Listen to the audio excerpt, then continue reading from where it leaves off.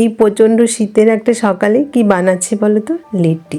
আমার হাজব্যান্ড আর ছেলেরা এই লিট্টি খেতে খুব পছন্দ করে, তাই ভাবলাম আর দেরি না করে আজকে জলখাবারে বানিয়ে ফেলি গরম গরম লিট্টি আর চোখা।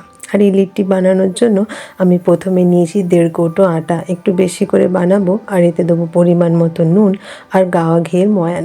আমি 4 চামচ গাওয়া ঘি দিলাম, আর দিলাম পরিমাণ মতো জোয়ান আর একটু খাবার সোডা, যাতে লিট্টিগুলো বেশ ভালো মতো ফুলে ওঠে। আর এরপর জল দিয়ে এটাকে মেখে একটা সফট ডো বানিয়ে দিলাম। আর অন্যদিকে বানাবো এর ভেতরের পুরটা। এর ভেতরের পুর বানানোর জন্য নিলাম 4 চামচ ছাতু, আর তাতেও দিলাম পরিমাণ মতো নুন, 4 চামচ আচার তেল, 1 চামচ সর্ষের তেল, আদা কুচি, ধনে পাতা কুচি, আর দিলাম আধটা কাগজি লেবুর রস। সব দিয়ে এটাকে মেখে নেবো, কিন্তু একেবারে নরম করে মাখবো না, যেমন হাতে চিপলে মুঠো হয়ে যায় সেইভাবেই এটাকে ঝুরঝুরি করে মাখবো।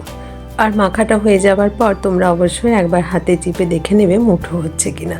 আর এদিকে আমার লেচিগুলো বানানো হয়ে গেছে, এরপরে ভেতরে পুরটা দেবো। যেভাবে পরোটার পুর ভেতরে দেওয়া হয় ঠিক সেইভাবেই পুরটা দিয়ে চারপাশ থেকে আস্তে আস্তে করে মুড়ে একটা গোল আকার দিলেই তৈরি হয়ে গেল লিট্টি।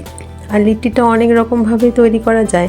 কড়াইয়ে সেঁকে হয়, ওভেনের উপর তারের জালির উপরে সেঁকেও লিট্টিটা বানানো যায়। তো আজ আমি প্রথমে খানিকগুলো কড়াইয়ে করব, আর সেই মতো ওভেনের উপরে কড়াই বসিয়ে আমি তাতে দিয়ে দিলাম সামান্য ঘি, যাতে লিট্টিগুলো কড়াইয়ের গায়ে লেগে না যায়। এরপর একে একে লিট্টিগুলো দিয়ে দেবো ঢাকা, যাতে একদিকগুলো সেঁকাও হয়ে যায় আর ফুলে ওঠে খুব সুন্দরভাবে।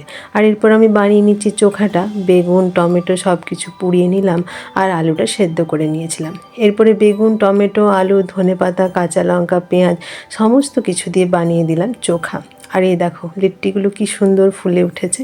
আর এইভাবে ওভেনের উপরে তারের জালি দিয়েও লিট্টিগুলো করে নিলাম খানিকগুলো। আমার লিট্টি বানানো হয়ে গেল, এরপর গরম গরম পরিবেশন করার পালা।